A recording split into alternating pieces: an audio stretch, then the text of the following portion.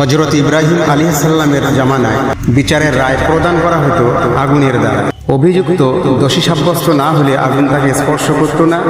অভিযুক্ত দোষী সাব্যস্ত হলে আগুন তার হাত পুড়িয়ে দিত। নবী সুলাইমান আলাইহিস সালামের সময়কালে বিচারের রায় প্রদান করা হতো লাঠির দ্বারা। অভিযুক্ত দোষী সাব্যস্ত না হলে লাঠি তাকে কোনো প্রকার আঘাত করত না। অভিযুক্ত দোষী সাব্যস্ত হলে লাঠি তাকে প্রহার করতে থাকত। নবী সুলাইমান আলাইহিস সালামের সময়কালে বিচারের রায় প্রদান করা হতো হাওয়া বা বাতাসের দ্বারা। অভিযুক্ত দোষী সাব্যস্ত না হলে বাতাস তাকে কোনো প্রকার আঘাত করত না। অভিযুক্ত দোষী সাব্যস্ত হলে বাতাস তাকে উপরে তুলে আছাড় মারত।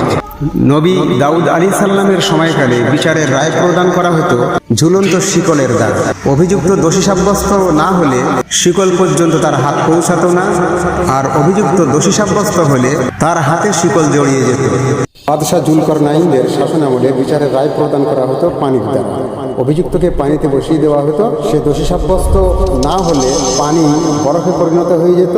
অভিযুক্ত দোষী সাব্যস্ত হলে সে পানিতে ডুবে যেত।